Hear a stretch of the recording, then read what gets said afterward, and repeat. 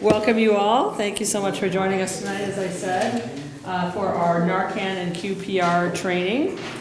It's nice to see so many of you for our first in-person meeting that we've had in over 2 years with the Promise to Jordan. So thank you for coming out. I really appreciate it.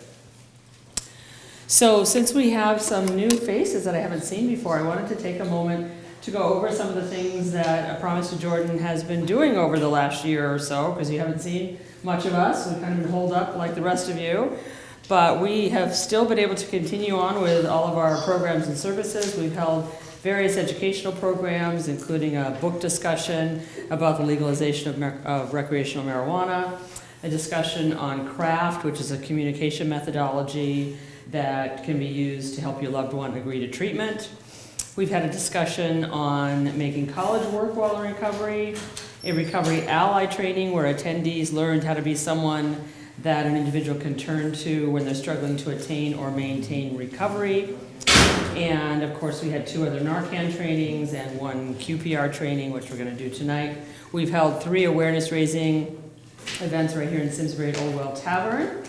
We continue to work on the process to have the town of Simsbury recognized by the state of Connecticut's Alcohol and Drug Policy Council as only the 4th community in the state of Connecticut to be considered recovery-friendly. And we are expecting to achieve that recognition later this year, hopefully before the end of summer. We're operating a program that provides individuals recovering from opioid use disorder with 20 hours of life coaching services to help support them and get their lives back on track during those initial first few weeks and months after they're being released from residential treatment or a sober living community when they're at highest risk for return to use. This school year, we launched a campaign throughout the high schools in the Farmington Valley to raise awareness of the counterfeit prescriptions that are being sold throughout the U.S. that are killing kids as young as 13 years old because they're buying what they think are prescription Xanax or Percocets or OxyContin off the internet primarily, and what they're actually getting is 100% fentanyl, and it's killing them the first time they're using it. I just received word last week that we've been granted funding to conduct research within the town of Granby to develop a plan to help them better serve their residents in recovery or struggling with substance use issues. And we're also hoping to be able to provide scholarships for individuals to enter sober living after residential treatment. We've held 2 amazing fundraising events. Maybe you came out and joined us for a couple of those, but our mocktail tasting was in May, and we had our awesome AF dinner in November. And our next educational program that we'll be offering will actually be a youth discussion of this book called One Choice, How 10 Seconds Can Change Your Life. And it's written by a mother, Becky Savage, who lost her 2 eldest sons who are pictured on the cover, Nick and Jack Savage. Lost them both in the same evening at a graduation party after the younger one had just graduated from high school. And they unfortunately made the bad choice of mixing alcohol with opioids. And they both passed away that evening. So she's written this book specifically geared toward the 12 to 17 year age range. So we're going to be promoting this in the schools and through the library and so forth, and hoping to have a discussion with youth. It is also open to adults. So if you're interested in joining us, you can learn about all of our programs and register right on our website at promisetojordan.org. And our second annual mocktail tasting is coming up on Sunday, May 22nd. So this is an event where you may have heard of other nonprofits doing things like wine tastings or beer tastings, or these days I think whiskey tastings are even popular. But obviously, since we try not to encourage people to consume substances, we can't do something like that. So we invite restaurants from all over the Hartford area to come together at Real Artways in Hartford and show off their best non-alcoholic beverages and appetizers in an outdoor setting, and it's a lot of fun. So that'll be on a Sunday afternoon, 1 to 4, May 22nd.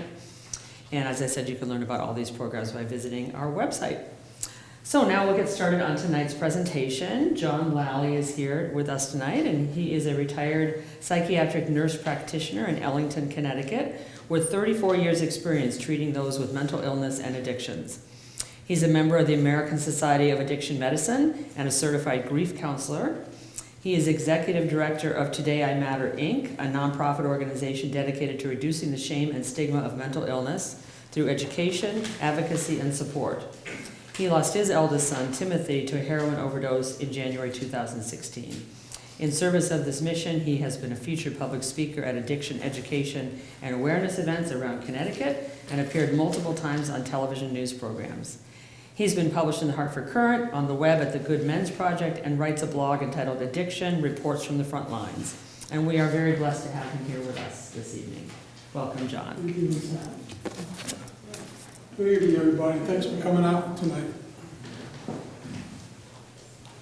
I have to stand over here because we're filming this a little bit, but can you hear me okay on there? Yep. All right. So we're going to talk about two different topics tonight, but they're both very much related. We talked about overdose and using Narcan, and then the second topic is QPR, which is a technique to help people who might be suicidal.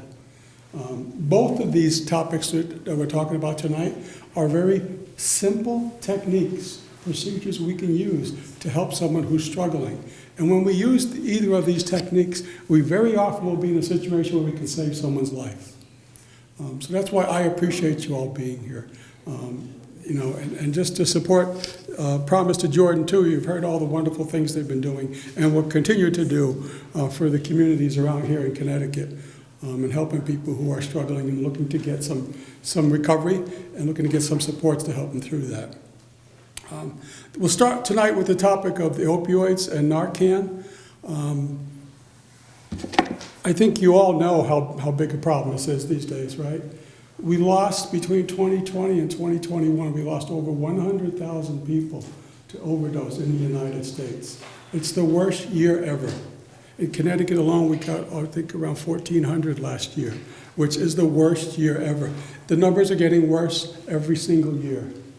Now, we think lately COVID might have had something to do with that, right? With people being more isolated, with people who are struggling, maybe losing their work, losing their structure to their day, not having as much to do, losing their support system. Some people have lost their professional supports and treatment providers due to COVID. So people are struggling more. And that certainly adds to the numbers. But the important thing to know, these numbers were getting worse every year, even before COVID. So we can't blame it on COVID.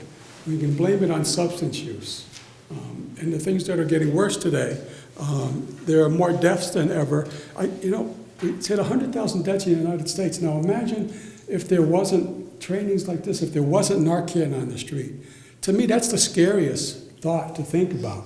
With all the trainings, with all the Narcan we've gotten on the street, with all emergency providers, state police carrying Narcan, still more people are dying, even though they're saving people every day. So I struggle to think what it would be like if we didn't have Narcan.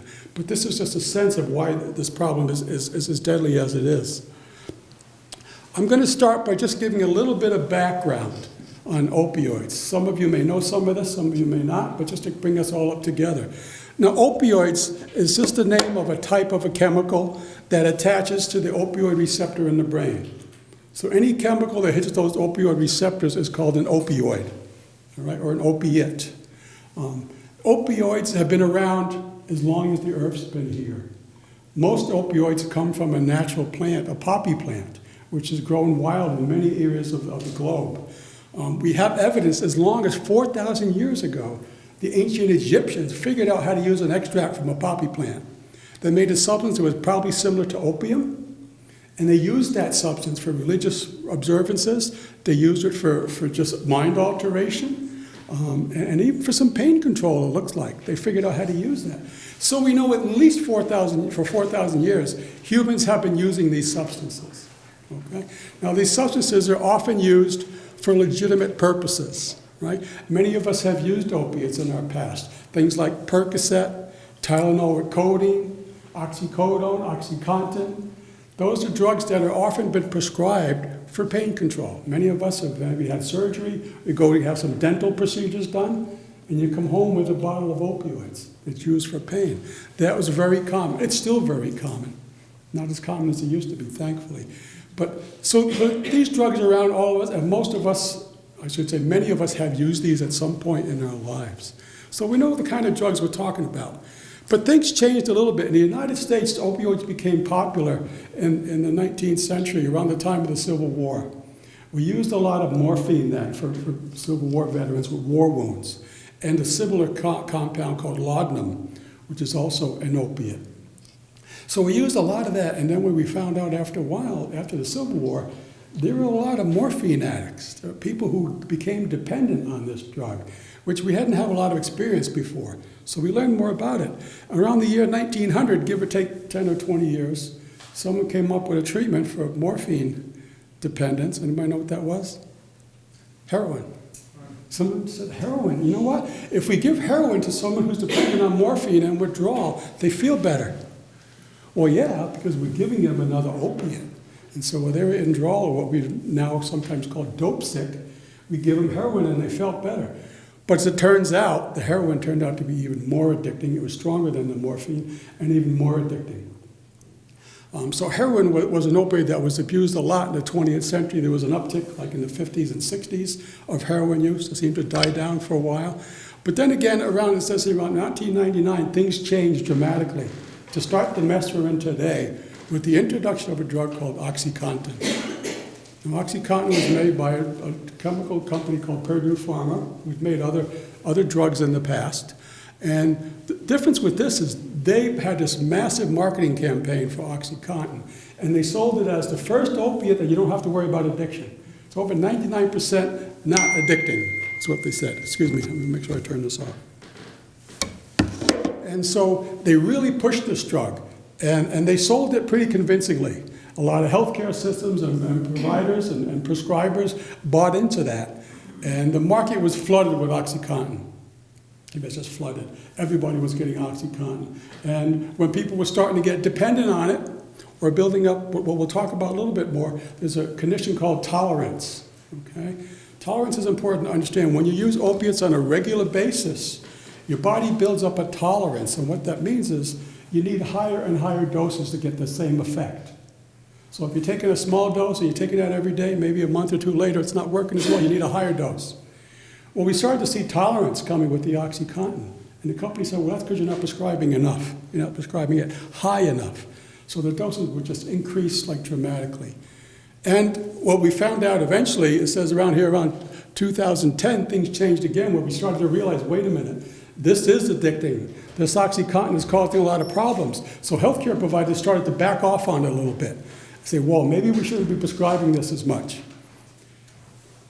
But when someone's already addicted and they're dependent on it, if you stop it suddenly or you take away their supply, they go into severe withdrawal syndrome, all right?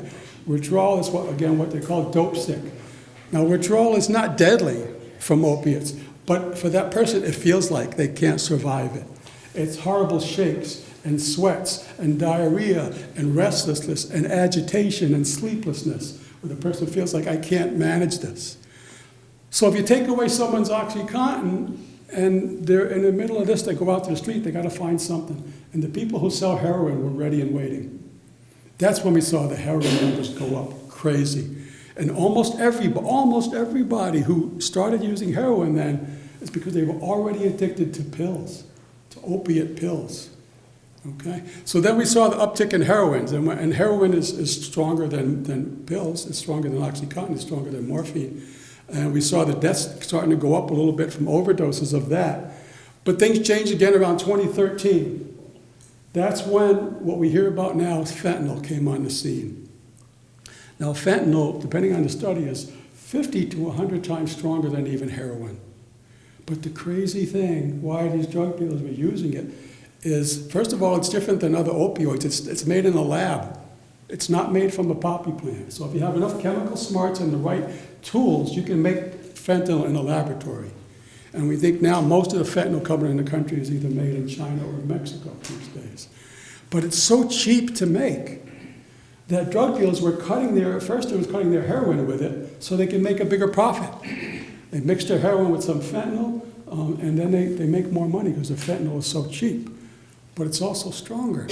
And that's when we're seeing the numbers of deaths going up again, because the fentanyl is too strong. Now, you can imagine if you're I don't know what your typical drug dealer is these days, but you're a typical drug dealer. Let's say, for instance, you have a bowl of powder, that's heroin. It's either white or a brownish powder. And you mix in some fentanyl in it, right? But you just kind of stir it up a little bit. You don't really mix it up scientifically. And so if I break this up into batches, I might get a batch from this side of the bowl that hardly has any fentanyl. I might get a batch from this side of the bowl that's mostly fentanyl. Now, when you're buying this stuff on the street, you don't know where did it come from in that bowl that's in that little bag, right? And so the people who got the stronger stuff were going to overdose and die. But you never know what you're getting. That's the scary thing on the street, right? They're not doing this scientifically. And that changed everything because fentanyl is so much deadlier. If you don't have any tolerance, means if you're not used to taking opioids on a regular basis, a tiny bit of fentanyl, enough of the size of a few grains of salt, can kill a person. Again, if you're not used to opioids. But if you do have a high tolerance, I've known people struggling with addiction who have told me, yeah, I go out in the street looking for fentanyl. Imagine that. That's what the addiction does to your brain. But they needed something stronger. And they knew they were tolerant enough that they could probably tolerate a small amount of fentanyl. But they still don't know what they're getting when you buy it on the street. There's no FDA safeguards of what you buy on the street. And so the numbers have continued to rise. And since then, initially it was in heroin, we found fentanyl mixed into cocaine very often. It's been mixed in methamphetamines. It's even at least one case that's been really proven. There was evidence to show at least one case in Connecticut was in some marijuana leaves. I'm not sure how it got there, if it was intentional or accidental, but at least it was found. So even that, you can't know what you're buying. And then the next problem is these right here. Now, Lisa mentioned prescriptions, right? Counterfeit prescriptions. What you're seeing here, the one on the left is our generic Xanax tablet. The one on the right is a counterfeit tablet that's made by a drug dealer that contains fentanyl. Now, if you don't know what you're doing and you go out on the street and you buy, someone says, yeah, these are Xanax. They look like a Xanax. You don't know what you're getting. The one on the right will kill you. Right? Very similarly, on the top is OxyContin tablets that you can get from a pharmacy. On the bottom, those are counterfeit drugs. I don't know if you know the difference. If you're not a chemist, if you're not a pharmacist, you're probably not going to know the difference. And this is what's flooded in the streets.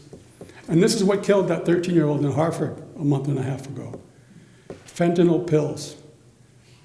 We don't know, I don't know. I've been looking at how he got a hold of them. We don't know. But maybe he got them from home. Maybe a brother, maybe a cousin was selling them. Maybe he found them. Maybe a drug dealer dropped them on the street and he found them. We don't know. But it's that easy. Fentanyl pills are now in every single community. Don't think it's not here, it's not in this town, it's not in your kid's school. If it's not, it probably will be at some point, because we're finding that it's everywhere. And especially with the pills, they are stronger, and the fentanyl tends to be pure, and it's killing people accidentally. Again, if you're not used to opiates, a child, a person, an adult sometimes could take one of these pills and be dead soon afterwards. So that's the dangerous problem. That's why we're really talking tonight about Narcan. Okay, but for everyone who's dependent on these things, it always started with prescription drugs. You know, they thought, well, this must be safe. Some kids thought, well, my grandmother takes this. It must be safe, right? It came from a pharmacy and a doctor. It must be okay. Well, yeah, opioids can be used properly, but when they're abused, they can be addicting, and then sometimes they can be deadly. All right, so we're here really to talk about overdoses. That's what we're talking about when we're going to talk about Narcan. Narcan is used for treating an opioid overdose. This is just a few of the numbers. Again, it's not important to remember the exact numbers, but just look at the pattern, as I mentioned in the beginning. It's getting worse and worse every year. Now, this is what Narcan looks like. Now, Narcan is actually a brand name of the generic drug. It's called naloxone. Naloxone comes in different forms. You can see some of the different forms on these pictures.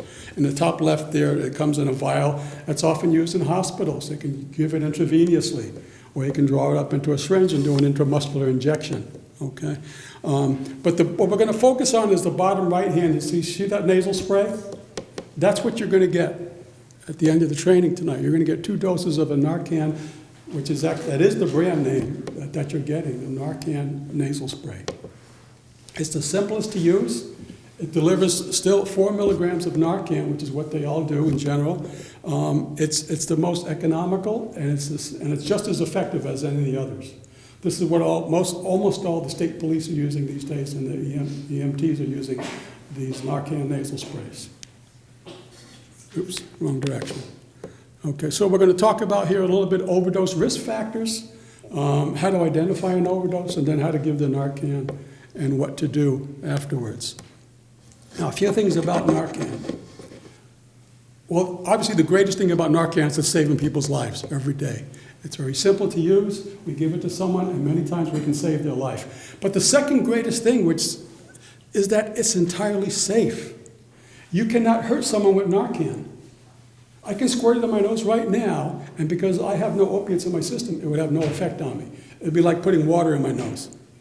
You cannot hurt someone, which is, I really want everyone to understand that.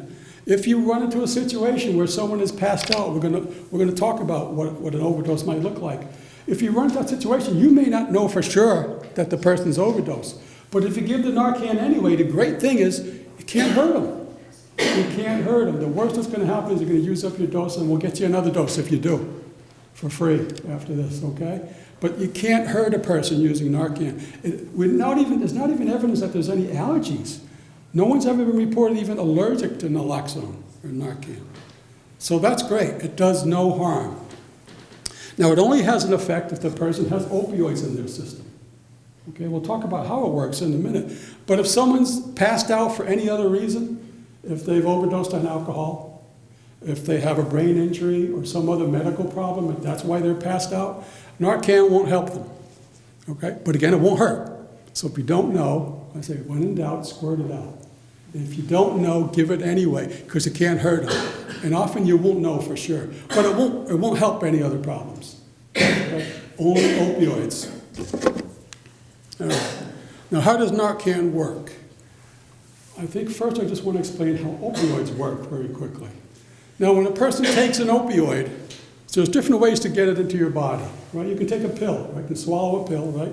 Or if you're going to abuse these drugs, you can take a pill and you can crush it into a powder. Now that powder, you can sniff it or snort it, we call it, inhale it straight into your nose. You can put it in some foil, put a light underneath it and sniff the vapors. Or you can melt it down and dilute it and put it in a syringe and inject it intravenously. That's how people get them. But either way, a person's got to get the opioid into their body. All right? Now, once it gets into the body, it goes to the bloodstream and it travels to the brain. Now, remember in the brain, I said there are places in the brain called opioid receptors. That's where the opioid sticks to the brain. Okay? When it sticks to that receptor, it causes a number of chemical reactions. One chemical reaction is it kills the pain nerves. That's what we use it for when we get it from a doctor, to kill the pain, maybe after surgery or a tooth problem, right?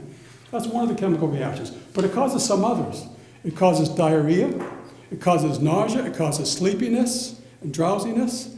The worst thing it can do, which is also what kills people, is it slows down the breathing center, or it can stop your breathing.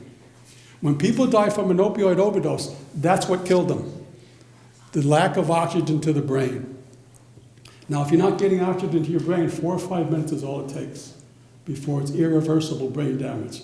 Sadly, that person's not coming back after that. So we need to get to someone quickly. And we can get them quickly with the Narcan. Now, when you give the Narcan, what we're going to do, we're going to talk about using the nasal spray. We're going to squirt it in the nose. It's going to get absorbed into the bloodstream and travel to the brain. Now, it's going to go to those same opioid receptors. So it's going to knock the opioid off the receptor. And then the Narcan caps that receptor. So the opioid can no longer have any effect on the brain at that point.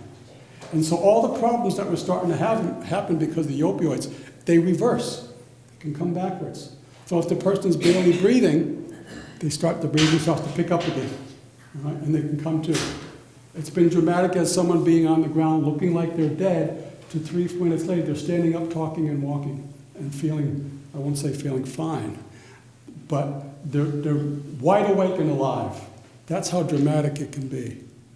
But there's a caveat here, and we'll talk about that again in a little while, that you see 30 to 90 minutes, depending on the study. That's how long Narcan lasts in the brain. Opioids last longer in the bloodstream sometimes, depending on the opioid the person took. and how long it's been, there could be still opioids floating around the bloodstream when the Narcan wears off. And that person can actually re-overdose without using more drugs, just because the Narcan wore off. I'm going to talk about how to address that too, okay? So risk factors, what makes it more likely for someone to overdose or die by an overdose, okay? Well, decreased tolerance. Remember when I talked about what tolerance is? When you use these on a regular basis, your body needs more and more, and you can handle a higher and higher doses. Well, when a person goes into treatment, they go into recovery, they're abstinent from those drugs. Or maybe they're abstinent because they're in jail, right? Their tolerance now drops. Okay? So it can come back to normal, like a person who's never used opioids. Their tolerance can actually go away. Now, what we see for some of those people, they have a relapse when they get out of treatment or they get out of jail, and they go back and they use the same amount they were using before they went into treatment. When their body's not used to it, that's when they can overdose. There's a high rate of overdose after people get out of treatment or get out of jail for that reason. Their tolerance has dropped. Okay, so tolerance is kind of important to understand. So if you have a decreased tolerance, you're more likely to overdose. If you're using alone, you're more likely to die from an overdose at least. You know, one thing we do, there's a philosophy that we call a harm reduction. Okay? That's a way of looking at substance use as a way of trying to help people reduce the harm from their drug use. If they're not ready or able or have the opportunity to be abstinent, then we try to help them at least stay alive until they can get the treatment and get the help that they need. So one of the things we'll counsel people, if you're going to use these drugs, use with a buddy. Right? If one of you has Narcan, then the other one can help you, right? If you overdose. Well, people say, that's crazy. Well, no, we're not encouraging people to use opioids, but we're encouraging them, if you're going to use them anyway, I'd rather you stay alive, because then maybe we can help you get treatment. Right? We want to keep people at least alive. There's no hope if a person's not alive, right? So using alone is a problem. Mixing drugs is a problem. Often when we do toxicology screens after people have died from an opioid overdose, we often see a mixture of other drugs there. For people, especially with their regular opioid users, it's not unusual to find alcohol in their system. Or it says benzodiazepines, which are drugs that we use for anxiety, like Xanax and Ativan and Klonopin. Some of us have heard about those. There's often a mixture of those. And so when you mix your drugs, you're more likely to overdose. Certainly the quality and the strength of the drug, like I'm talking about fentanyl. There are actually opioids stronger than fentanyl, crazy as that sounds. But thankfully, they're not widely used, but occasionally we're finding reports of them. Carfentanil is one, there's a couple other newer ones. But fentanyl is one and widely, that's everywhere. So the stronger the drug, the more likely you're going to overdose, right? If you have other health issues, especially breathing issues, heart issues, you're more likely to die from an overdose. If you've overdosed in the past, for some reason, I don't know how chemically that's true, but it is true statistically that you're more likely to overdose again. And how you get the drug into your system. When I say you put a light under some powder and you smoke the vapors, or you inject it into a vein, it gets to your brain the quickest and with the strongest bang. You're more likely to die from an overdose. But it's not to say people are still dying from pills. Right? It just takes a little, it's not as quick as when you smoke it or inject it. And then the age of the person, the longer someone's been using, the more likely they're going to overdose and die. I talked a little bit in the beginning about the extra stress that this age of COVID has put on us. I mean, we all have felt more stressed the last couple of years, right? For lots of different reasons. But imagine if you're already on the edge with your substance use or with your mental health, and you're already feeling like, I'm struggling here. And now we go through COVID with all the extra struggles and the isolation and the loss of relationships. It's just, you can imagine, people are in a worse shape, right? Okay. So, how to identify an overdose? The most important thing I think I can say here is, if you come across a situation that might be an overdose, most of the time, you're not going to know for sure what it is, all right? Unless you saw a person take the opioid, or there's a witness there who saw them, unless there's an actual witness, you may not know. Now, there may be clues. You might look around the environment. You might see on the floor. You might see pill bottles. You might see needles. You might see some powdered substance, right? That can give you a clue. Okay, this could be what happened here. But the bottom line is you may not know why the person is passed out. Okay? But there are some clues. Because remember what I said, what kills a person from an opioid overdose is lack of oxygen to the brain. So before the person has died, we can see some signs of less oxygen getting to the brain. Right? One is the person sleepy or they're drowsy to the point where maybe you can't wake them up at all. Another, you can sometimes look at their skin, their face, especially around the lips. The fingernails get a bluish or grayish tinge when there's less oxygen in the tissues. That can give us a clue. Okay? You can see that the person, look at their chest and see, you can hardly see that they're breathing. Maybe you can't even tell that they're breathing at all. Or they can be breathing, but you're hearing the snoring and gurgling, a lot of sounds like they're having trouble getting airway in. That can give you a clue. There's another thing that here is called pinpoint pupils. Okay, the pupil is the black dot in the center of your eye. Now, depending on the light in the environment, that dot can get bigger or smaller. That's natural for all of us. But when someone's overdosed on opioids, that dot shrinks down to the size of a pinpoint. That's why it's called pinpoint pupils. It's almost hard to tell there's a black dot in the center of the eye if you look closely. That's a classic sign of an opioid overdose. Okay? Now, what do you do if you come across someone? Well, the first thing, you always got to think about your own safety. All right? So if there's powdered substance on the floor next to the person, or there's needles, there's pills, you want to be careful what you're touching and what you're getting around. Okay? So always check the environment for your own safety first.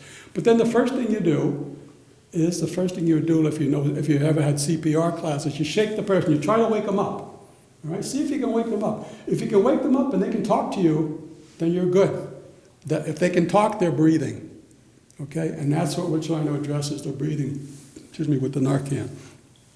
If you can't wake them up, then we check what we call a pain response. You take your middle knuckle and you rub it on their sternum, which is the breastbone in the center of their chest. You rub it. That hurts. If you can wake someone up, that'll wake them up. You won't injure them, but it does hurt enough. If they don't wake up then, now we know we've got a major problem. All right? And that's when we're going to give the Narcan. This person's not waking up. So we're going to try to revive them with the Narcan. And we're going to call 911. Now, some people ask this question, what do I do first? Call 911 or give Narcan? Well, giving Narcan is going to take you 30 seconds. I say give the Narcan first. And here's why. Remember, if the person's without oxygen for 4 to 5 minutes, it's irreversible brain damage. Anything up to that 4 to 5 minutes, it's worsening brain damage. So the quicker you get that Narcan in, the more likely you're going to save their life. And it only takes a few seconds to give it, and then you call 911. The ideal thing is if someone else around, you ask them to call 911 while you're giving the Narcan, okay? But it's very easy. You're going to get 2 doses of Narcan in your kit after the training tonight. They're each sealed in plastic. All you do is open up the plastic, and you can see the injector in the bottom there. Can you see that? It's kind of a small picture. But it's very easy. You just put your thumb on the plunger, and then your second and third finger on either side of the nozzle. Right? That's all you do. And then you stick it in the nozzle in your nose, and you squeeze the plunger. It goes in all at once in a split second. It's a very easy squeeze. Only one squeeze. Don't prime it first, because there's only 1 dose in there. Okay, so once you get it in the nose, you give it a squeeze, and then get it. You get 4 milligrams of Narcan. That's it. That's how easy it is to give Narcan. Okay. Now, we have to talk about a risk because of COVID. Right? We're going to talk about this a couple times tonight.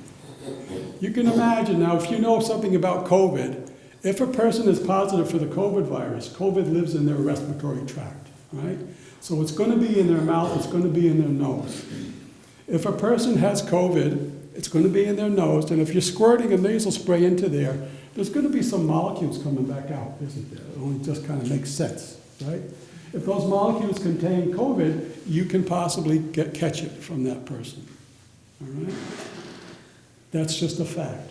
Each one of us has to decide our personal comfort level with what risk. But you can minimize that risk, okay?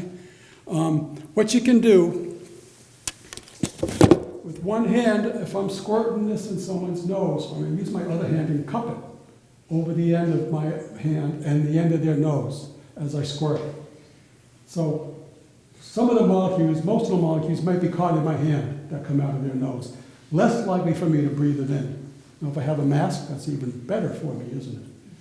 But you can reduce the risk that way. You can't get rid of the risk, but you can reduce it. So that's something that we recommend, okay? Now, the other part, it says you're calling 911 as soon as possible for a lot of different reasons. One, the person may not wake up. We're going to talk, you might use multiple doses. We're going to talk about that in a second. But remember, you also may not know for sure why they're passed out. It could be a different medical problem or a head injury. So we want the emergency services there as soon as possible.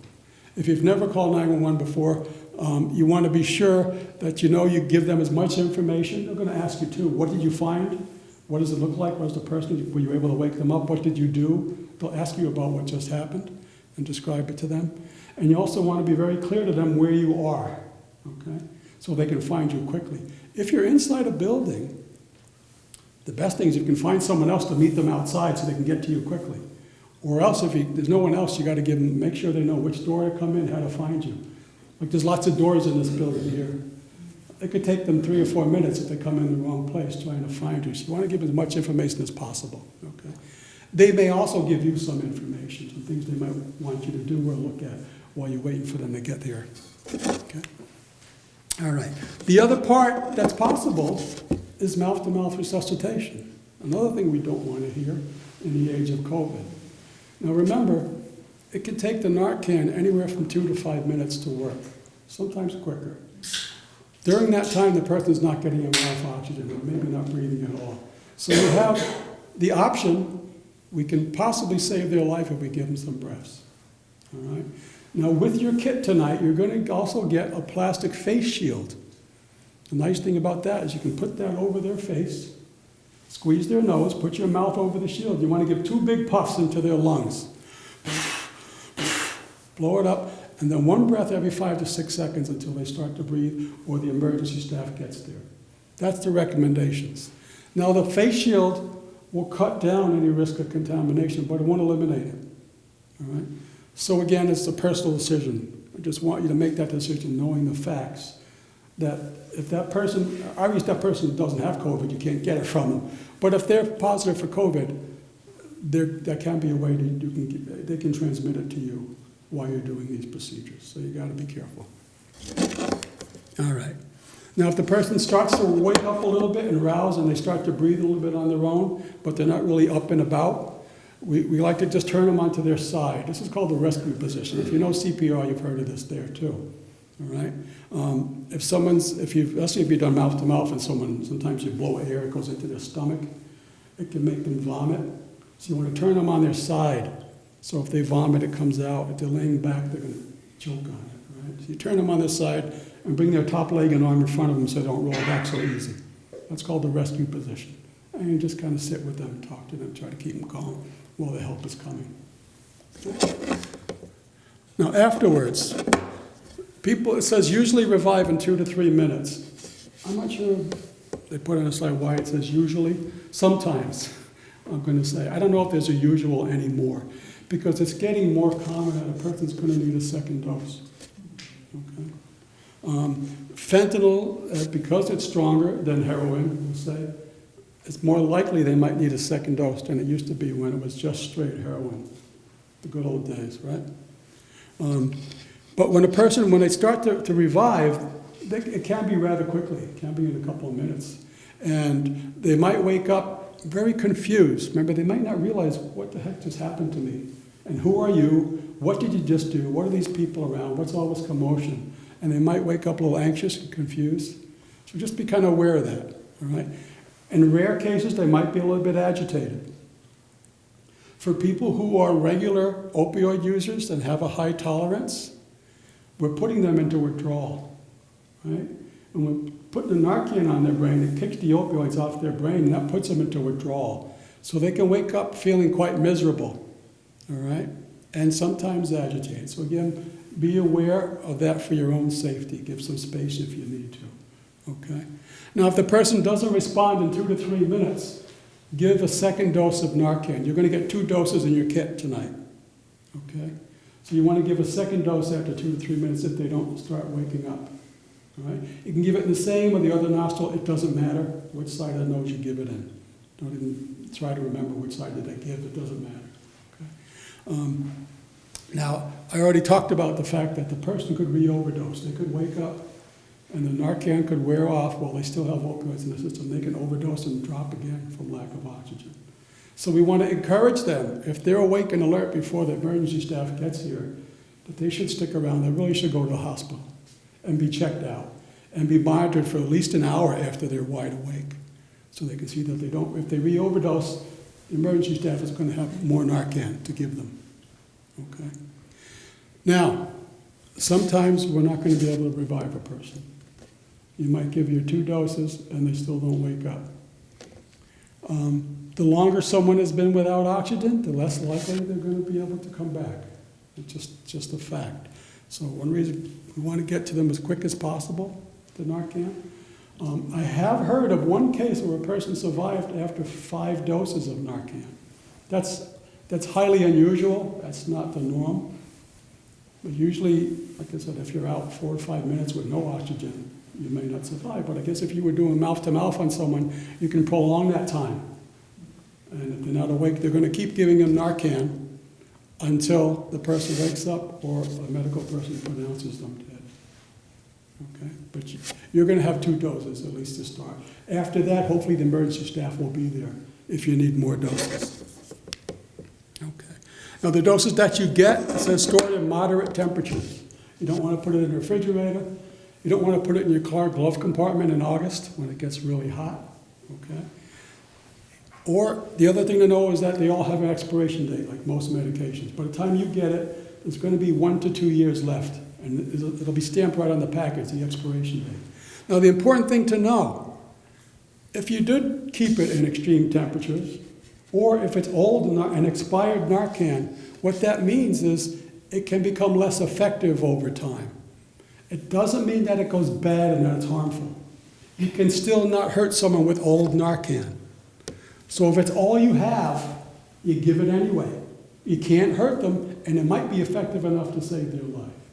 Okay? But if you keep it in moderate temperatures, right, you're going to get at least the expiration date at full force. Actually, the company that makes the brand name Narcan released a study this year to say that they found it's 100% effective even a year after the expiration date. Okay? So if it's all you have, give it. The nice thing, I know there's one person here tonight who's been out of training before and their Narcan's expired. Once you've been through this training, we can get you more Narcan if it expires or if you use it, free of charge. There's a caveat to that. Free of charge while supplies last. These days, funding is everything, right? We don't know if the funding is going to be adequate forever. We're hoping. You know, there's a lot of litigation, and it's coming. Some funds are coming to the state due to some lawsuits and things that hopefully will keep this going for a while. But right now, the state is committed, as long as they can get enough funds from the federal government, to give you free Narcan once you've been through a training, if it expires or if you use it. Okay. All right. A few last things just to help support us a little bit, in case you're a little anxious about this whole idea. In Connecticut and in most states, though not every, there is a set of laws to make it easier for us that are trying to help people. They're called Good Samaritan laws. All right? A Good Samaritan, somebody who's trying to help someone in distress. Now, there's a law in Connecticut that says if you use Narcan to try to help somebody, you cannot be held legally responsible for it if they're upset with you. If they wake up and say, you have no right to do this to me, I didn't want Narcan, who are you? They cannot sue you legally. Well, they can sue you, but it'll be thrown out, okay? Because the law protects you in Connecticut. If you had the right intentions and you gave it to someone, even if they weren't in an opioid overdose, you should have reason to suspect it. You are protected by law, okay? So we don't want that to get in your way, worrying about liability in Connecticut. There's another Good Samaritan law that has to do with people who are using these opiates together. I personally knew 2 buddies that were friends of my son's who were driving around a few years back using opioids, and one of them overdosed in the car, and the buddy who was driving was too afraid to go to an emergency room or a police station because he thought he would get in trouble. So we drove around with his dead friend in the car for 4 hours. just scared out of his mind. If this young guy had known, there's a law in Connecticut. If you take someone for help that's been through an overdose, and you have drugs on you, have been using, you will not be arrested for drug use or possession, because they want you to get help. Now, it's not a get-out-of-jail-free card. If you have a warrant for some other reason, you're a known drug dealer in town, they're going to get you. All right, the police are there, they're going to arrest you. They can arrest you for other things. But if your only crime is drug possession at that moment, they'll probably confiscate your drugs, but you will not be arrested. That's the law in Connecticut. We want you to get help for your buddy. Okay? There's a number of other laws that make it easier to get Narcan. For instance, Narcan is a prescription medication. But every one of you are getting doses tonight without a prescription. There's laws that made it easier that if you go through a training, you can get Narcan. You can go to almost any pharmacy now and get Narcan without a prescription. A pharmacist will talk to you about how to use it. No, you won't get it for free from a pharmacy. But if you have a health care plan that has a copay, it'll go towards that. You can use it towards that. But you can walk into any pharmacy and get it that way. Okay? So there are laws that made it easier to get. There are also laws that made it tougher to prescribe opioids, that limit the amount of opioids that can be given in one prescription, or the number of refills in a prescription. And it's even more limited in younger people, the number of opioid pills they can get. All right? There's also another great law that requires every pharmacy that fills a prescription for an opioid has to enter that prescription into a database with the person's name and the drug and the dose and the amount. So now every prescriber in Connecticut and in most states now has to consult this database before they can prescribe. I can't prescribe you a Percocet until I go in a database and see if you got one recently. This helps cut down on what we used to call doctor shopping. People go to one doctor, get a script, and then a week later go to another one. Is that federal or Connecticut? I'm sorry? Is that a federal law or? It's state by state. Okay. But most states, even like I know all of New England and New York, they share each other's systems. And they're trying to do that nationally, but it's not a federal law, it's state by state right now. But that's mandatory in Connecticut. A prescriber cannot prescribe until they consult that database.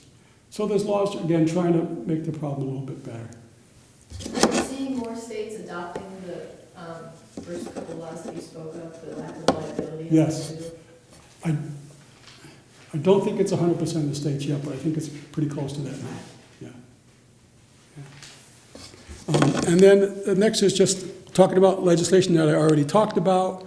There are some references, but don't worry about, we all know how to use search engines now, Google or whatever. You can just Google opioid overdose, you can Google Narcan, you can Google Connecticut statutes. So you can get all this information very easily through a search without trying to copy any of this down. But one resource I'll point out, in Connecticut, DMHAS, the Department of Mental Health and Addiction Services, DMHAS. They're responsible for coordinating care for addiction and mental health in Connecticut. They're a state agency. They're DMHAS.com. You can find a lot of information on substance use, on mental health, mental illness. You can even find a link there they try to keep it up on what beds are available for detox and rehab in Connecticut. And there also is a good video you can see there on how to give Narcan. It's not the nasal spray, but everything else they tell about is Narcan is the same. Okay, so it's just a few resources. So that's it for this. But any other questions, concerns, or comments? I have a question. Yeah. Just how, are there statistics on how many people are saved with Narcan? The estimates is 9 out of 10. 9 out of 10 times they give Narcan to save a person. That's the statistics I've read. So again, imagine if there wasn't Narcan. There'd be 10 times as many people dying. There was a case, I don't know if you heard about, in London County about 2 months ago. On a weekend, there were 6 overdoses. And they saved 4 of them out of the 6.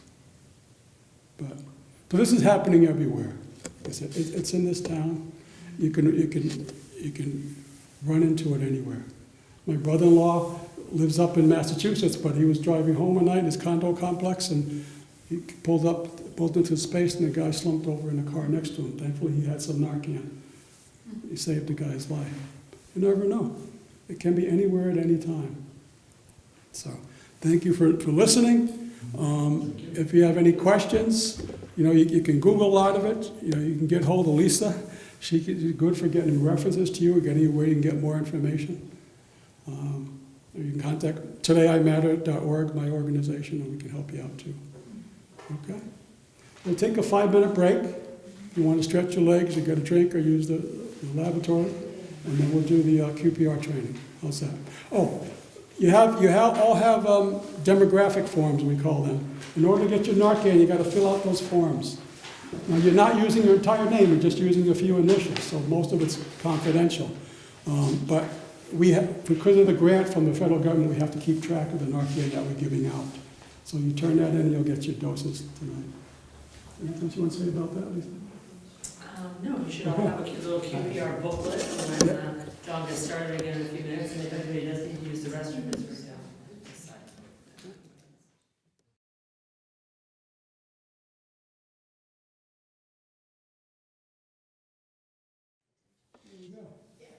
All right. All set? All right, QPR. It stands for question, persuade, and refer. Those are the 3 steps of this technique that we're going to talk about tonight. Now, to start off, actually, QPR is what we call these days evidence-based. It's a technique that's been researched, and research shows that this is helpful in often preventing a suicide. So there is some science to this, actually. But the people of the QPR Institute, they start off by, it's really a way of making us a little more sensitive to someone who's struggling. All right? These days, many of us are more aware of the language that we use when we talk about people. Language often shows our attitude about something, right? We try, like for an addiction, we try to say, we don't want to talk to people as losers and junkies, because that shows an attitude. It's not a helpful attitude, is it? So they recommend a couple of word changes here when we talk about suicide. One thing they recommend is when we talk about someone who died by suicide, to try not to say committed suicide. Well, some people say, well, it's not a big deal to say that, but there is a negative connotation of committed this, like they went out and caused this problem. There's a more gentle way, just that they died by suicide. Now, you're not going to be saying this to a person who's died by suicide, but the family, the survivors, are going to hear people talk about them. It's a gentler way to say that they died by suicide. The other recommendation here is, because we know that many people who attempt suicide live through it, they survive the attempt. There are times where we're not very sensitive, we say they failed at suicide. Now imagine if someone's to the point where they're thinking about suicide and killing themselves, and now we're kind of reinforcing, you just failed at something else. That's not a helpful attitude, is it? So we want to just try to think, maybe they survived a suicide attempt. It's a more gentler way, a more non-judgmental way of talking about them. So just again, to make us a little more sensitive, because what we want to talk about tonight, we're going to talk about sensitivity to people struggling, really. So QPR, as it says, it's not intended as a form of counseling. We're not trying to turn you on to suicide specialists here. You're not professionals. You're not going to provide counseling or therapy to people with suicide. It's simply a way to approach someone who might be struggling, talk with them, and help refer them on to someone who can give them more help, point them out a direction, right? And provide them a little bit of hope. That's basically the gist of what we're talking about with QPR. And there's a video here. We'll just watch this and explain it a little bit. The odds of surviving a heart attack in a public place are 10 times greater in regions where thousands of ordinary citizens are trained in CPR. It's called bystander rescue. When someone shows signs of experiencing cardiac arrest, the response of nearby friends, family, or coworkers is critical. The effective use of CPR doubles or triples one's chances of surviving a heart attack. Like CPR, QPR is an emergency intervention for someone experiencing a life-threatening crisis. QPR is easy to learn and easy to remember, but it takes courage to overcome our fears about reaching out to help someone who may be considering suicide. Research also shows that where QPR is widely taught, suicide attempts and deaths decrease. increase. Just like CPR, QPR requires quick, bold, and informed action. Because suicide, like heart attacks, remains a rare event, we must train hundreds to save one, thousands to save hundreds, and millions to save thousands. There's an old Welsh saying, no great misery goes unspoken. When we have a toothache, we tell people.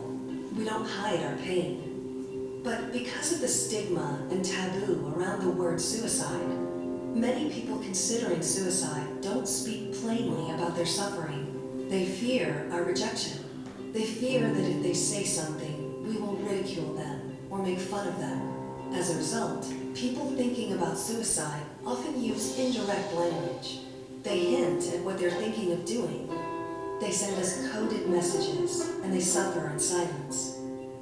Called suicide warning signs, QPR training teaches you how to recognize these warning signs, quickly decode them, and then question the person in an informed and compassionate manner to learn if they are considering suicide. Just as talking about physical pain helps diminish it, talking about suicide with someone willing and able to listen reduces psychological pain almost immediately. Trained QPR gatekeepers are merchants of hope, and hope helps prevent suicide. Millions of people have now been trained in QPR. Rigorous independent research studies support QPR as effective, and thousands of personal stories assure us that QPR is saving lives. When you use QPR, not everyone will be suicidal. Some people are simply stressed to the breaking point, but they still need help you can give. Please note that you cannot put the idea of suicide into someone's mind. People are either thinking about suicide or they're not. The fear of putting the idea of suicide into someone's head is a myth that keeps us from acting when we should do just the opposite. QPR is a universal intervention for people in pain, whether they're thinking about suicide or not. While it takes a special courage to overcome our fears, we will teach you how to ask about suicide and to offer hope through listening. Listening is the power tool that restores hope in the hopeless. We know you can do this, and we will show you how. Preventing suicide. It's what people do.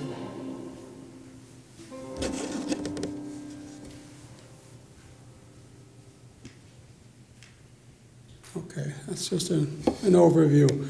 Now, there's going to be a few statistics here again. It's not important to remember the numbers, just to get a sense that this is a big problem, and we all know that. Even these numbers are a few years old right now. But it's talking about how many people, even 15 to 24. It's the number 2 cause of death. Suicide is the number 2 cause of death, age 15 to 24. The number 1 is accidents at that age, right? But suicide is number 2. So it's a major problem, right? In 2017, it was the 11th. It's now number 10 in the United States for leading causes of death of all ages. You can see overdoses right up there at number 8. That's still about where it is. Just a few facts in Connecticut. Again, don't try to memorize all the numbers. It's not important. It just tries to give you a sense that how bad this is. And for each attempted suicide, remember I said that for many people who actually died by suicide, often have had multiple attempts. That person has had multiple attempts. But there are other people who attempt suicide who never die by suicide. They live through it and they move on. They may try again. But for the number of, this statistic is only important if you think for the number of people that die by suicide, multiply that by 25, that's the number of attempts in the country. Some of those are the same people who eventually die. Some of those are people who will never die by suicide. But it's just gotten to that point in their life that they've made an attempt. Okay? Now, there's a term here they use as suicide survivor. I just want to talk about this briefly. I used to think before I got this training, a suicide survivor was someone who tried to commit suicide and lived through it. All right? They survived their suicide attempt. That's not what they're talking about here. What they're talking about here is those of us who have been touched by someone's suicide, those of us who are surviving. after someone's died by suicide, okay? And it's just to show that there's like 25 times that people have died, that people are touched by suicide. Almost every one of us have been touched. Even if you don't know someone personally, you might have heard about it in your community. That leaves us with a feeling, doesn't it? That touches us. It could even be someone we don't know, like a celebrity, like say Robin Williams died by suicide.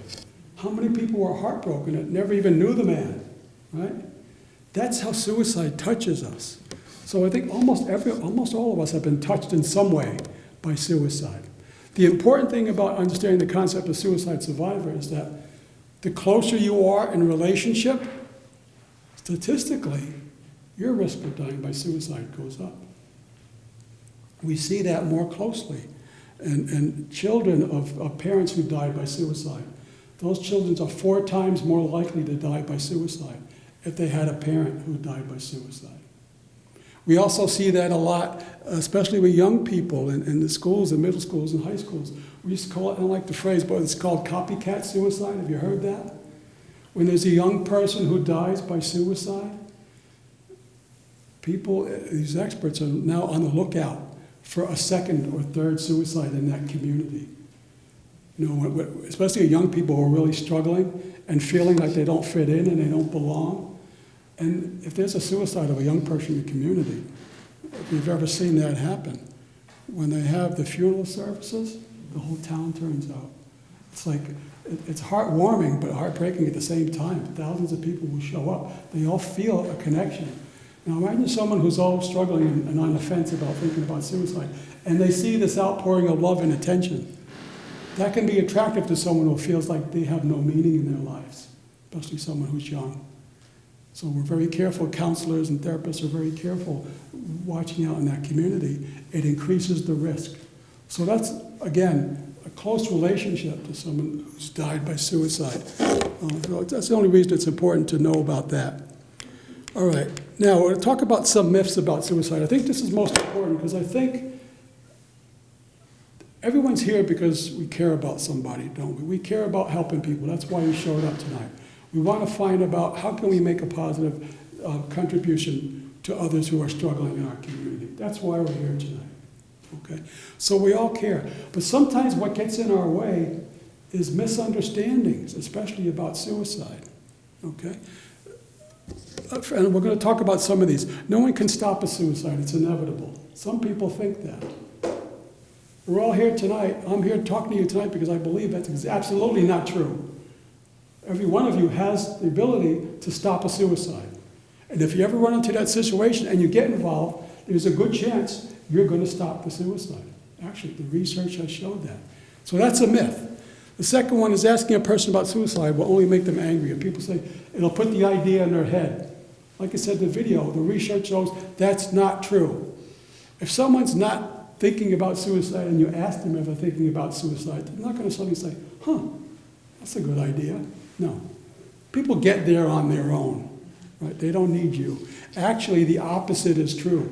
If you bring up the subject, if you ask them about it, it kind of breaks the tension a little bit for them, and it makes them feel like this is something I can talk about with this person. So it's a myth to think you shouldn't talk about suicide to someone who's struggling.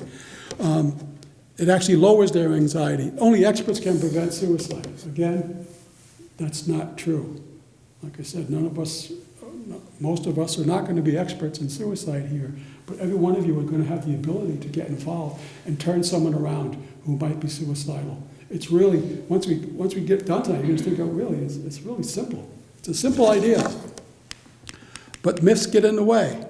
Another myth, that people who are suicidal keep the plan to themselves. Like I said in the video, it's not true. Most people give clues. Now, they're not always direct.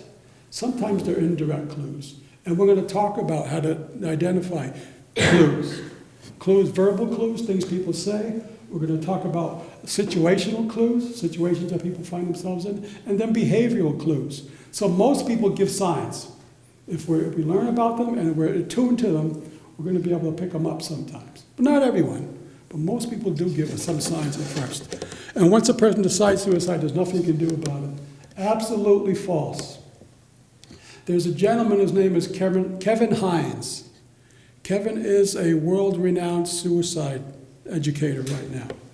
Kevin has experience. Kevin jumped off the Golden Gate Bridge years ago, trying to kill himself. He's one of the few people that jumped off that bridge and actually lived. He now devotes his life to talking to people about preventing suicide. And his story is really important. I'll tell you it briefly, because it's apropos to what we're talking about tonight. Kevin says the day he decided to kill himself, he was living in San Francisco. He jumped on the bus to take the bus to the bridge, and he sat on the back of the bus. He was just sobbing. He was crying. He was total distress. And he said part of him, the back of his head, was hoping somebody just come talk to me, please. And no one approached him.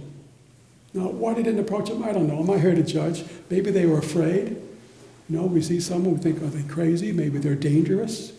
If we see something we don't understand, we sometimes are fearful. Or we might think, I'm going to say the wrong thing and make it worse. Whatever. People didn't approach him, though. He got to the bridge. He walked out into the bridge again, deciding he was going to jump.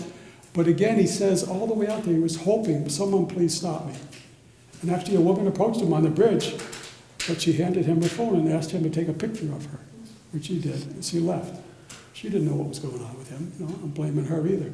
But we know the story that Kevin jumped. But Kevin tells people now, which has been supported by research, if anybody that whole day had approached him and said, listen, you look like you're struggling. Can I give you a hand? Can I help you with something? He says he probably would not have jumped.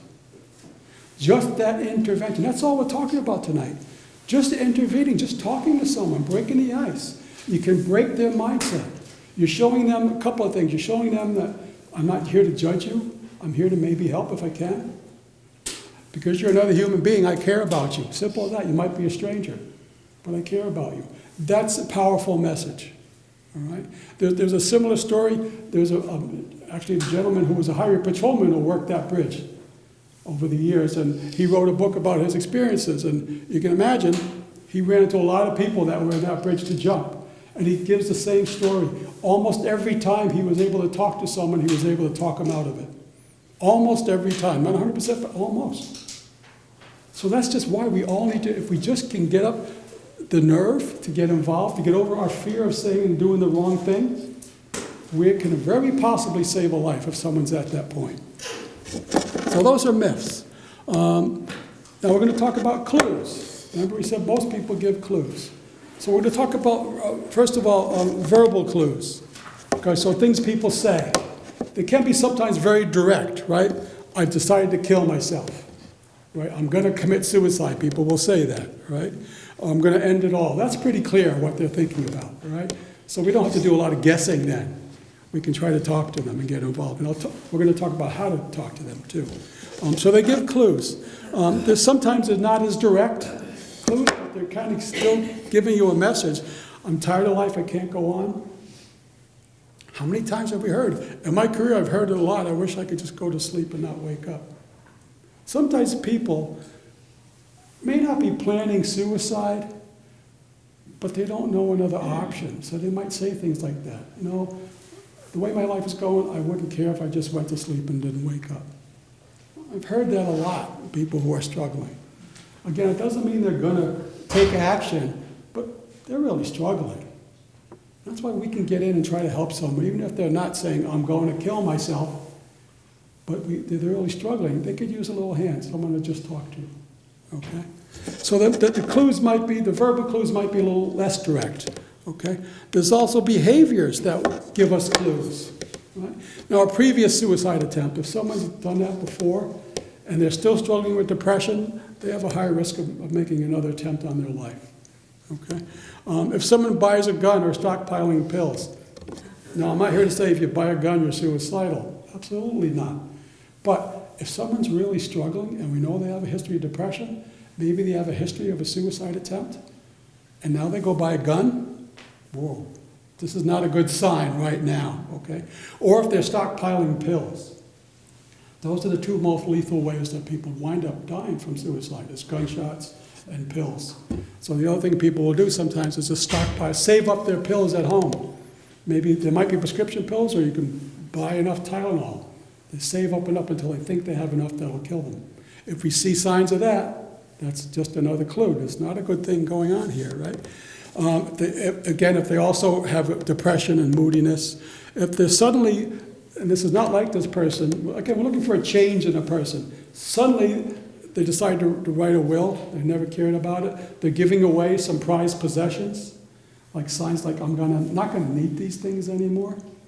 People will do that. Those are clues. They can be clues, right? A sudden interest in, or disinterest in religion. Now this is a little shaky here, ambiguous, I should say. If someone's suddenly interested in religion, who knows? That could be the thing that saves them, right? I'm not knocking that. But we're looking for a sudden change. Sometimes if a person say they've never been religious, and I've seen this a few times, where they're really depressed, suddenly they become very religious. It's like they're preparing to meet their maker kind of a thing. Again, it doesn't mean they're suicidal, but it might just say, well, I'm going to at least talk to the person. Let's try to figure this out with them.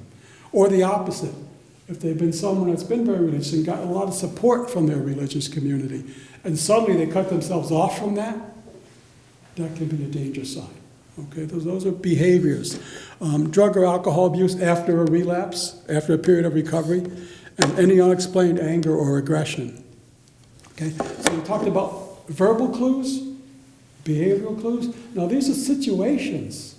Okay, now all of these, again, any of these I should say, doesn't tell you that a person's suicidal, but it's worth concern. It's a time to question. Certainly the more of these we see happening at once, the more likely it's going in a bad direction. Okay? But situations that you can imagine, being fired or being expelled from school, these are situations that for some people can be the last straw. You know, I was struggling, but now this happened, I'm done. Okay? A recent unwanted move, a loss of a relationship, especially if that loss is a death of a loved one or a close person, or a therapist or a pastor or someone who was very meaningful in that person's life, the loss of that relationship, anticipated loss of financial security. Okay, some of this we might see. I'm thinking about the last 2 years here, where people may be losing their jobs, losing their supports, being separated from their loved ones. All right, these are all risky situations. All right. Now, there's a few things here it has to do with younger people in school settings. There are some other clues that we maybe can tell sometimes. I don't know how many people hear about situation, but we may know some young people. They're more apt to write in journals and diaries. And if we see themes, sometimes they'll write about themes of death or suicide. Or they'll pass notes to their friends saying goodbye and things. Or they're looking up, Googling, I've known people, painless ways to die. Sadly enough, you can Google that and find that out. You know? So sometimes we can go by their media habits, decline in academic performance. We're really looking for a change in academic performance, a sudden change in personality, the way they dress, with their friends. They're suddenly not with their usual friends anymore. When there's a sudden change in a young person, that usually says there's something emotionally going on there. So at least it's worth checking out. All right? All right. All right. Now we're into the Q of QPR, to the meat of the QPR here. Now the Q stands for question, right? But it's not. We want to ask a question about suicidality, but the questioning phrase of this QPR is really about breaking the ice and talking to someone. How to start up a conversation. We call that the question, all right? If the person is reluctant, be persistent. I'm not saying you badger them, but how many of us, when someone asks how we're doing, we say, I'm fine. And that's hoping that's the end of it. If someone's struggling, don't let it end there. Try to take it to the next step. Well, okay, but you look like you're really struggling. You ask that follow-up question. You look like you're really having a hard time. Just wondering, do you want to talk? There's something going on. So you try that second question, try a little bit. Sometimes it's easier people are more likely to talk if they're not in a room full of people, if you can pull them aside somewhere where it's a little more private. If you give them a sense that you're not rushed. Now you might be rushed. You might be on your way to work or an appointment or somewhere and you don't have a lot of time. But while you're talking to that person, for that couple of minutes, whatever you have, I try to give them the sense that you really want to listen. You might only have 2 minutes, but for that 2 minutes, I'm going to listen and pay attention. All right, you want to give them a sense that you care. All right, and you have some resources handy. You're all going to get a booklet. If you don't have it already, on the table there's QPR booklets.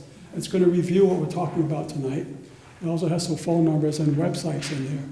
places you can refer people. But it also helps to just learn what's available in your own community too, where people can get some help. So you have somewhere to send them, okay? All right. Now, ways to ask the question. Because we do want to ask about suicide. Again, because remember, if you mention suicide to someone who's suicidal, it does break the tension a little bit for them. It makes it something that seems taboo. Now I can talk about it. I already mentioned I can talk about it now, all right? So you've already accomplished something by getting to that. Now, some people are still very uncomfortable saying suicide or asking about suicide, right? And I hope we can get you to a point where you're less uncomfortable at least, right? But there's less direct ways. You can say, have you been unhappy or very unhappy lately? So you can kind of hint at it that way. But that's just maybe your initial questions. You want to eventually get to the question about suicide. The bottom one, do you ever wish you could go to sleep and not wake up? Okay, so you're getting closer to it then. But I really want to help you find a way to be more direct. But you can be direct, and I love this one on the top here. You know, when people are as sad as you seem to be, they sometimes wish they were dead. I'm wondering if you're feeling that way too. To me, that sounds so gentle and non-judgmental, and you're kind of normalizing it. Not that we want to think is suicide normal? I don't know, maybe for some people it's a normal response. But what we're telling them is that a lot of people get this way. You're not crazy if you're thinking that. It's okay. Because sometimes when people are feeling like you, they have those thoughts. If you can say that to someone, they're more likely to say, well, you know, now you say it, yeah, that is what I'm thinking or feeling. So it's a very gentle way to kind of break the ice, yet be very direct about talking about thinking that they were dead, okay? Another ones, you look pretty miserable or wondering if you're thinking about suicide, right? Okay. Now, just to give the other side of the coin, because we're talking about sensitivity here when we're talking to people who are struggling. These are just some, it might seem silly examples of what not to say, but I've heard these in my career. You're not thinking of killing yourself, are you? Imagine if you say that to someone, what they're going to say? Of course not. You're not the one I'm going to admit it to if that's your attitude, right? Or the other one, you wouldn't do anything stupid, would you? Sometimes people say that because of their own discomfort. They want to kind of laugh it off. Of course that's not what you're thinking. That would be stupid. But someone's not going to open up to you if that's what you start with. Now, I know none of you would do that. But just to see the examples of the opposite, just to put us in tune a little bit of how we want to be more sensitive to people who are struggling. Okay? So that's the question. We're just trying to ask them, how you doing? You look like you're struggling. Are you feeling like you want to kill yourself? All right? So that's just a way to get that. And then the next thing, once we started talking to them, the tip to this is persuading them. Okay? Now what we're persuading them to do is to do something else besides kill yourself. Lots of different things we can do. We're going to talk about some of those ideas. But we're wanting them to stay alive. We're trying to persuade them. Now, the important thing to remember here that makes this make sense is that when someone's considering suicide, suicide is not really their problem. Suicide is their solution. Their problem may be, remember those behaviors we saw? I just got fired. My loved one died. This happened, that happened. I lost my job or whatever. That's the problem. Now, we can't help them with their problems, but their solution is, I'm going to kill myself. That's my way to handle these problems. What we're trying to do in QPR is convince them that maybe there's another solution. Right? That's all. Trying to persuade them that there are other solutions to your problems besides death, besides killing yourself. And then the referral part, we're going to have some ideas about what path we might send them on. Okay, remember, we're not the experts. We're not going to take care of them. We're not going to solve their problems at all. We're just trying to convince them, wait a minute, maybe there's another solution, another way out of this. That's really the gist of what we're talking about. So that's what the persuade part is all about. Not rushing judgment, trying to offer hope. How can we keep you safe for now until we can get you someone that can help you? All right? That's the persuade. Anything we can do to say someone, you know? And we might give, maybe we know examples. I knew someone who was struggling like this. And that now they're better.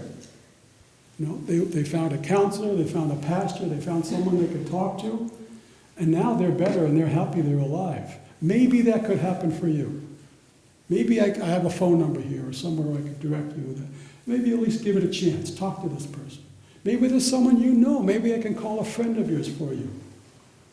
Or anybody that you know that you care about, a pastor, again, a teacher, a counselor, a friend that I can call, that maybe can get you connected, all right, and show you maybe there's another way out of this besides killing yourself. So the referral part is just some ideas of how we get them to go somewhere to get help, basically, right?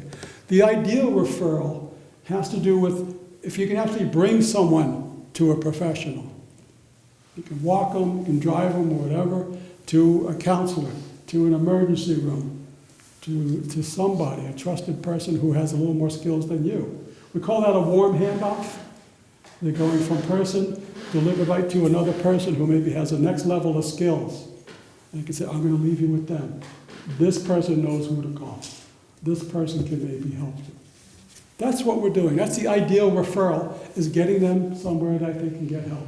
Now, that's not always possible. You might see someone on the street and we don't know them, maybe we don't want to take them in our car, whatever, maybe that's not going to work in that situation. The next best kind of referral is to give them some information, maybe make a call for them with your phone and direct them where they could go. And say, here, or you can even let them talk on your phone. Here's a person who's willing to talk to you.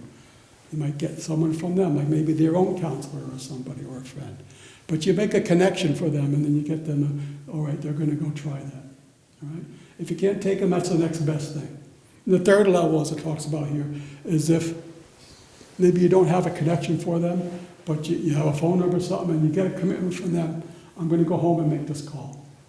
All right, can you do that? At least think about it. Go home, give it a night, sleep on it, make this call, and then see how you feel tomorrow.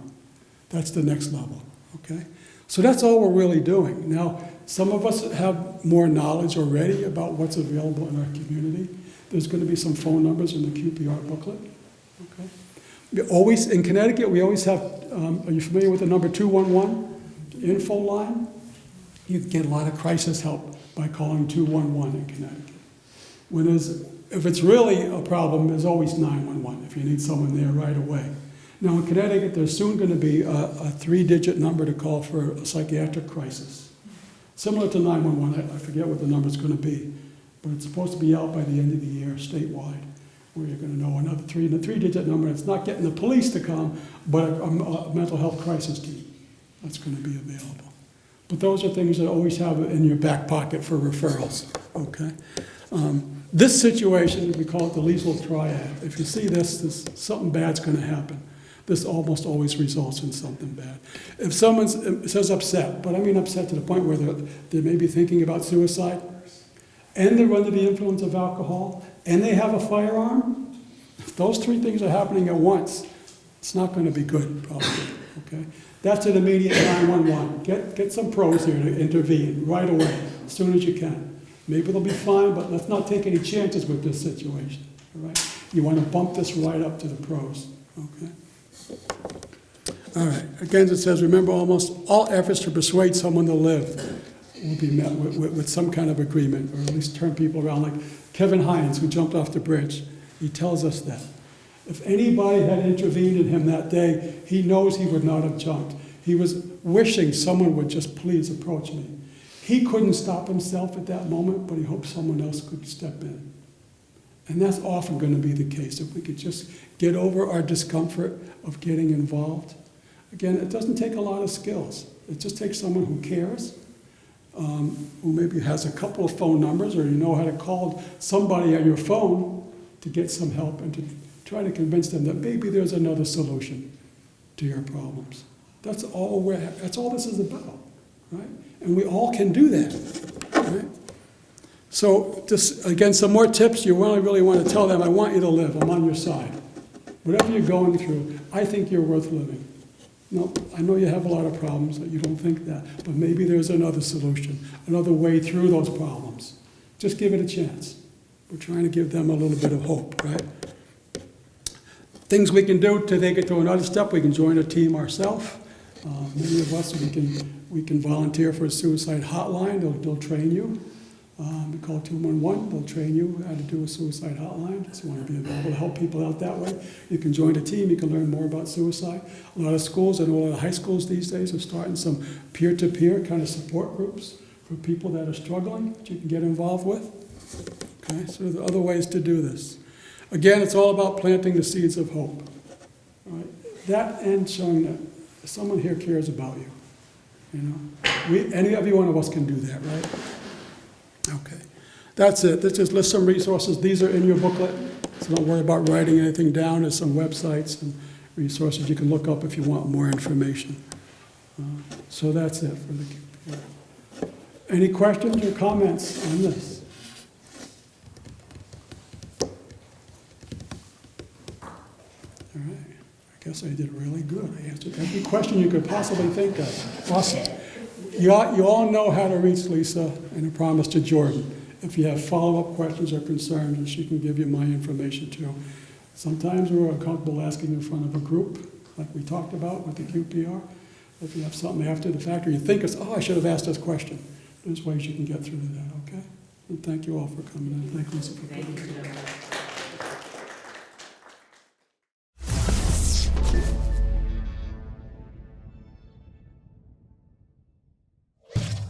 Funding for Simsbury Community Television is provided in part by contributions from viewers like you.